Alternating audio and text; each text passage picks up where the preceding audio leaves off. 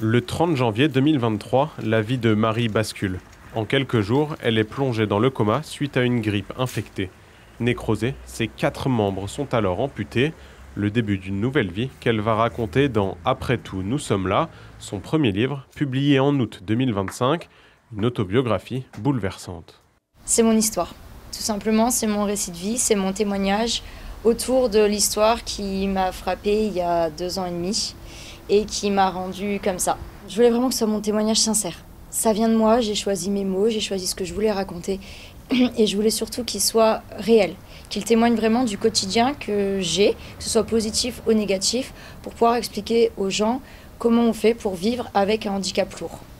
Que c'est aussi possible de vivre et de faire des choses, de monter des projets et d'avoir une vie correcte malgré un handicap lourd. Dans la rue, on me croise, on me demande tout de suite qu'est-ce que tu as eu? Alors voilà, je raconte avec mes mots ce qui s'est passé, mes ressentis, mes combats, mes réussites et ma vie en général autour du handicap pour aussi faire changer la perception du handicap. Je suis atteinte d'un handicap qui marque les gens, qui n'est pas courant. Donc forcément, ça choque et on a toutes les remarques, des enfants, des adultes. Oh, la dame, elle n'a pas de jambes, la dame, elle n'a pas de bras. Oui. Par contre, il y a aussi tous les aspects où on ne m'adresse pas la parole directement, on s'adresse à mon accompagnant. On ne me donne pas de carte au restaurant. C'est des choses qui nous blessent en plus de ce qu'on doit affronter au quotidien. On voit tous les petits regards furtifs, tout ce qui est très gênant et même si on ne le montre pas, ça nous touche.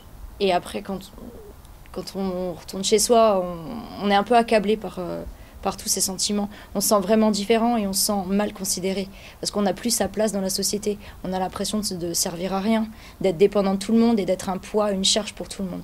Alors qu'on peut quand même faire des choses malgré la dépendance. Je pense que chaque personne peut trouver dans ce livre quelque chose qu'elle recherche. Mieux comprendre le handicap, mieux faire comprendre le handicap ou alors prendre des petites expériences de vie pour l'aider. Je donne des petites astuces sur comment je fais pour m'en sortir dans certaines situations. Donner aussi des projets, des envies, peut-être des activités auxquelles on ne pense pas quand on a un handicap lourd alors que c'est totalement faisable. Comme par exemple écrire totalement un livre en commande vocale. Je pense que ça peut être un symbole. C'est ce qu'on m'a dit en rééducation ou ailleurs quand on m'a vu marcher avec des prothèses alors que je suis coupée et qu'il me reste 15 cm de cuisse. On dit « Ouais, tu y arrives !» Oui, parce que j'ai de la volonté, j'ai de la force et que je voulais le faire. Et si ça peut aider les personnes qui ont quelque chose à se dire « je peux y arriver », c'est déjà un message fort et qui est gagnant pour tout le monde. Après, moi, ça m'a donné aussi le goût de l'écriture, d'un nouveau projet, de réaliser quelque chose aussi par moi-même, différent de ce que je faisais avant. C'est exactement ça. Ça nous change, ça nous bouleverse. On relativise énormément de choses, on n'a plus du tout le même comportement. Moi, ça faisait 5 mois que j'étais avec mon compagnon, ça a bouleversé notre vie. Par chance, dans le bon sens pour nous, on s'en sort, on fait plein de projets. Après, j'ai abandonné 90% de ma vie. Mon travail fixe en classe, c'est plus possible. Toutes les activités, le tir à l'arc que je faisais depuis 25 ans, que c'était un mode de vie pour moi, je peux plus le faire comme je voulais le faire avant. J'ai préféré changer d'activité et me construire une nouvelle vie. Laisser des souvenirs, les feedbacks, tout ce qui peut faire mal au cœur d'un côté, et me construire des nouveaux souvenirs dans des nouvelles activités.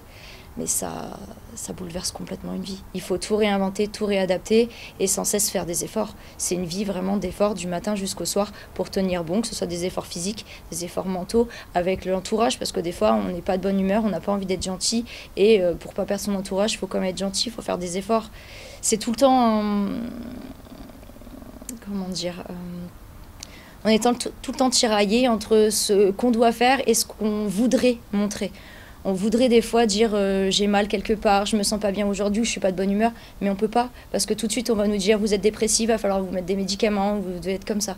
On nous met tout le temps dans des cases sans vraiment prendre en considération la personne qu'on est. Moi, c'est d'abord ma satisfaction personnelle d'être arrivée au bout de l'écriture d'un livre sur ma vie, d'avoir écrit quelque chose de fort qui me touche personnellement et qui, je l'espère, peut aider plein de personnes, en situation de handicap ou pas. Parce que faire changer le regard des autres, ça passe aussi par la connaissance dans la société. Et du jour au lendemain, on peut avoir sa vie qui bascule.